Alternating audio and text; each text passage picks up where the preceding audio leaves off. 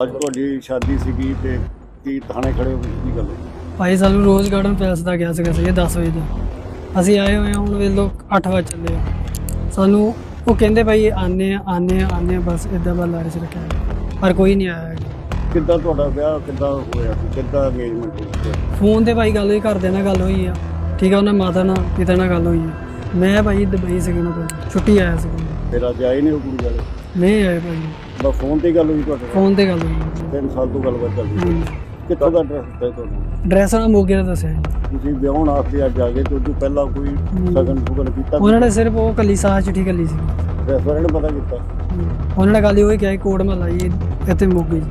ਤੁਹਾਡੀ ਪੈਸਾ ਪੂਸਾ ਦੇ ਲੈਣ ਦੇਣ ਵੀ ਹੁੰਦਾ ਸੀਗਾ, ਟ੍ਰਾਂਜੈਕਸ਼ਨ ਕੀਤੀ ਤੁਸੀਂ ਪੈਸੇ ਉਹਦੇ ਭੇਜੇ ਕੁੜੀ ਨੂੰ? ਹਾਂਜੀ ਉਧਰੋਂ ਕੱਲੇ 50-60 ਦੇ ਕਰੀਬ ਕੱਲੇ ਆ। ਜਿਸ ਬੇਸ ਤੇ ਭੇਜਦਾ ਜਦੋਂ ਤੁਹਾਨੂੰ ਜਾਣ ਪਛਾਣ?